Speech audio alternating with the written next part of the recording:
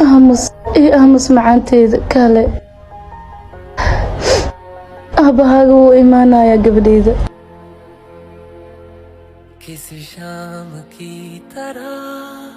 noloshayda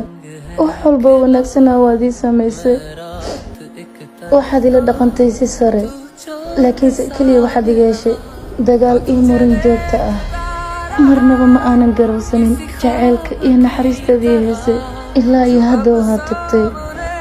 waan ka noqdo qofta laga rabo cuntada dharka waxbarashada biilka iyo waxyaabo kaloo aad u badan waxaan soo xasuustaa markii aan tuurayay kiilada hilibka ahayd warbaxa waxaan shimbiraha u qaybay balse hadda ma aqaano nus kiilo hilib xitaa meel aan ka helno qiso walboo nololeed si ayay ku bilaabataa maanta waxaan ila wadaagayaa qisada saxda ah ee noloshayda aniga waxaan ahay qof tabar yar oo aan waxba haysan kaliya waxaan maalanaa xoolaha igaga tageen aniga waalidiintayda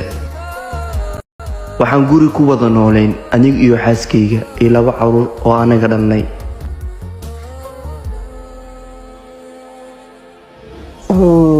aabe macaan kale aabe iwaran baba dibloogayii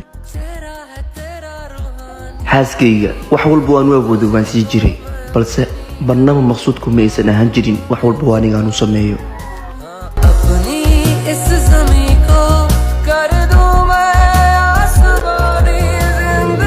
igadan hadiidaan markaan u soo iibiyey dhar waxay igu oran jirtay waxaani waa wax liita oo mar hor laga tegay markaas aniga waan dhool caddayn jiray oo waxaan ku dhahay maalin ayaan noqon doonaa taajir waxaan ku iibin doonaa wax walba oo qaali oo suuqa yaalo oo adiga naftaada u baahan tahay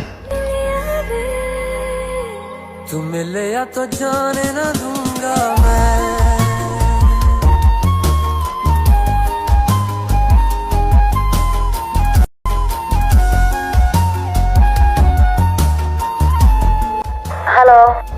bayo kadhan way dhashaa wallaahi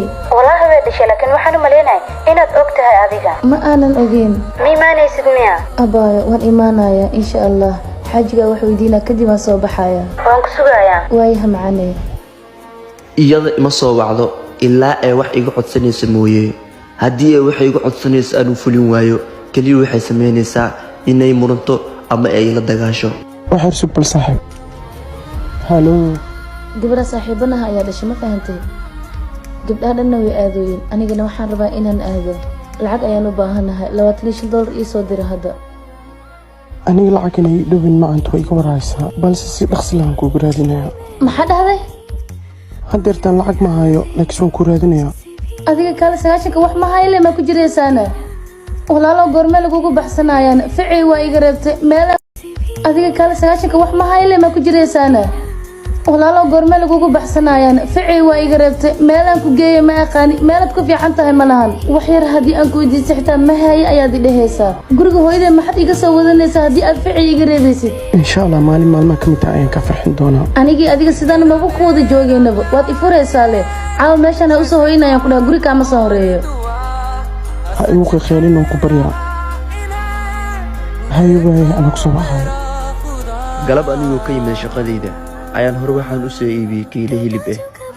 anigoo aad u faraxsan oo isla xaaskaaga maanta ka yaabi oo reerka caawa si fiican ha u casheeyaan ayaan albaabka ka soo galay markaan tusay xaaskayga hilibka waxaan ka sugayay farxad laakiin waxay igu tiri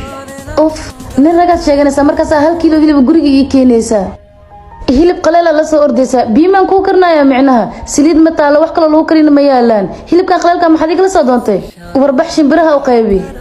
run ahaantii aniga aad ayaan u carooday waan isdejiyey waxaan isdhahay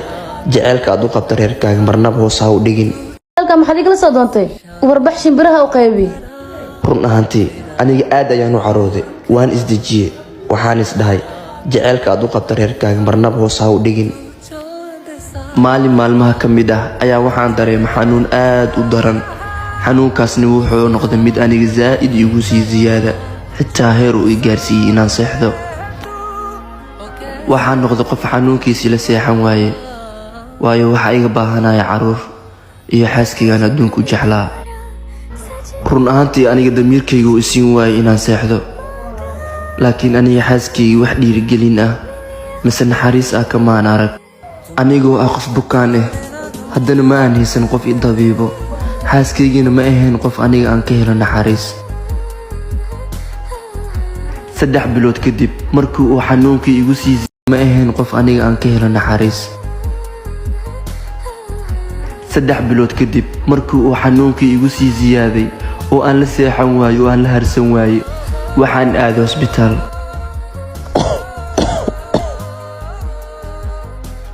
hay walaal soo dhow see lagu hayaa sug